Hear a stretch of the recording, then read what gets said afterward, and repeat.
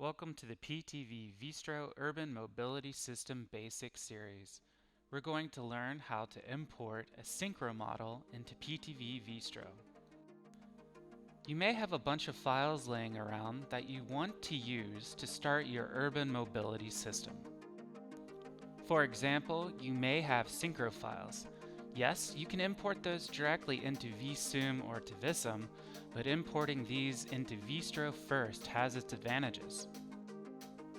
No conversion is perfect, and there are updates to do.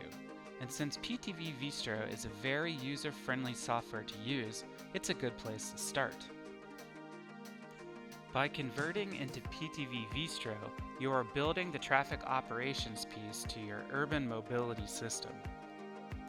Here, your agency traffic engineers can contribute to the system by making frequent updates, like signal reoptimization, coordination, traffic counts, or lane configuration updates.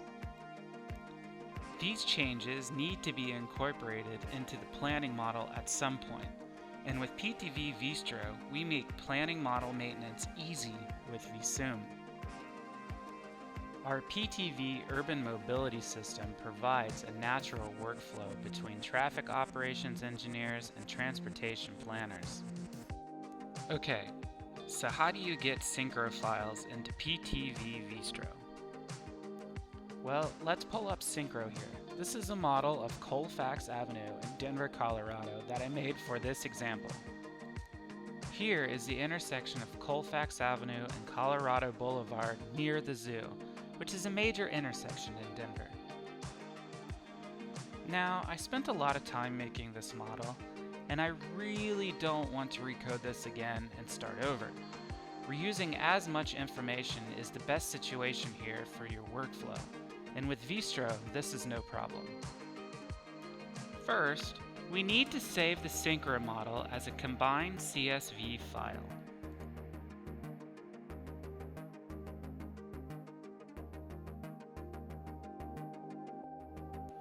And let's switch over to Vistro.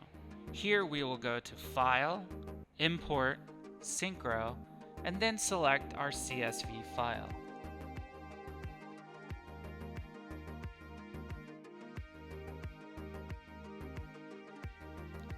The network loads up in Vistro, and then you can see that it isn't Colorado. We're in the middle of the ocean here. This is because Vistro is using a real-world coordinate system from Bing Maps, and the Synchro network is using arbitrary coordinates. No problem, we can fix this. Let's click on the Colorado Boulevard at Colfax Avenue intersection. Then right-click on the main intersection node. In the context menu, select Map this point to background position.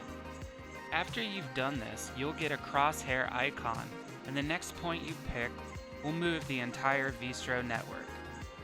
So let's zoom and find Colorado, then find Denver, and then here's City Park where the zoo is at. And then Colorado Boulevard at Colfax Avenue is right here. And now left-click to drop the model into place. Next, you can just do basic model adjustments, like perhaps centering the intersection more, or using a few poly points to match up the pavement markings. Remember, in Vistro, we have a transparency mode.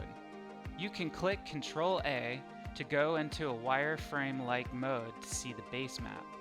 These minor edits are easy to achieve in Vistro.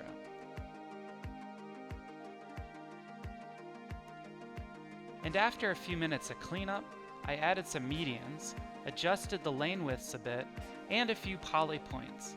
But my model looks pretty good, and it is ready to be applied to an urban mobility system.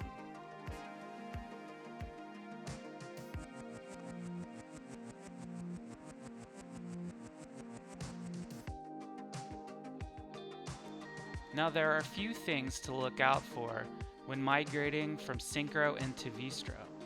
I like to do a one-on-one spot check between intersections just to verify all elements converted properly.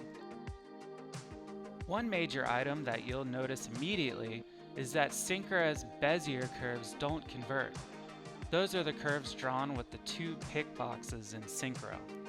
PTV's traffic products use polypoints for precise curve placement, and we don't have a spot for this data.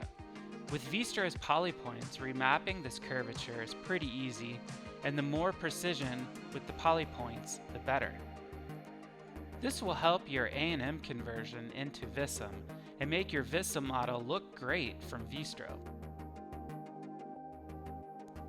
Another item is that in Vistro you may not need extra nodes to model lane drops. In Vistro, you can use an exit pocket to do this, so there may be extra nodes to delete.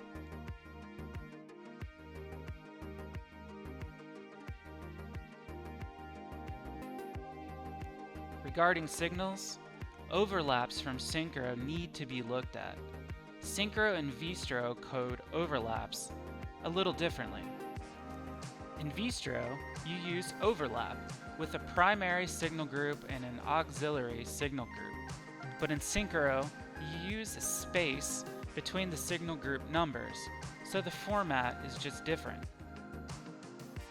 If you have overlaps, it's best to check those intersections after the conversion.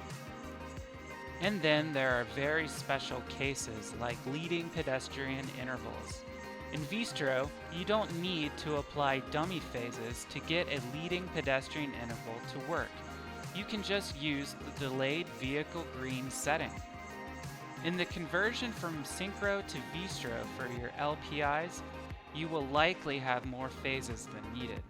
Just delete those out and use the built-in functionality in Vistro. And now you know how to convert your Synchro models into PTV Vistro. This will help you set up your urban mobility system.